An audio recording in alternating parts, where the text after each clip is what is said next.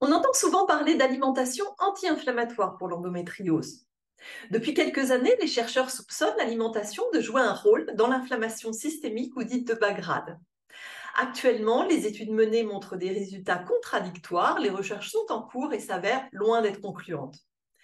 Plusieurs mécanismes ont été identifiés et révèlent une interprétation des résultats plus complexe qu'on ne le pensait. Les résultats sont parfois contraires entre les associations de nutriments et l'inflammation, démontrant une nouvelle fois que la nutrition est un processus complexe. En attendant des preuves plus concluantes, il semble préférable de conseiller à nos patientes atteintes d'endométriose une alimentation du type méditerranéenne plutôt que de parler d'alimentation anti-inflammatoire. Il est important de modérer certains propos qui perdent davantage nos patientes à la recherche de solutions pour calmer leur douleur et prennent le risque de carences nutritionnelles, de troubles du comportement alimentaire en générant des peurs de certaines familles d'aliments.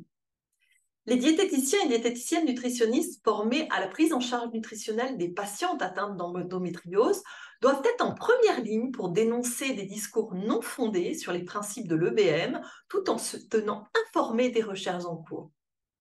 Les diététiciennes et diététiciens nutritionnistes ont toute leur place pour prendre en charge les patientes, mais dans un respect de l'évidence basse.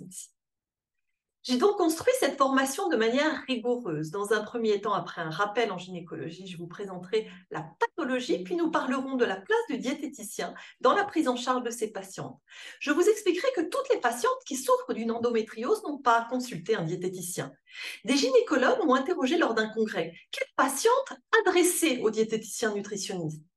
J'ai eu alors l'idée de créer un outil qui se présente sous une forme simple de cette question et qui sera présenté aux gynécologues et disponible sur le site du réseau EndoDiète. Cet outil a été conçu par notre équipe de 6 diététiciennes expertes. Il permet de manière simple de déterminer si la patiente a besoin de conseils nutritionnels et donc d'une visite en consultation diététique. Et puis, il y a nos patientes qui souffrent de troubles digestifs concomitants. Je vous expliquerai les axes de prise en charge. L'ensemble de cette formation, durant laquelle je vous présente les études récentes sur lesquelles je m'appuie, se déroule en visioconférence, à l'issue de laquelle un QCM vous permettra de valider le parcours.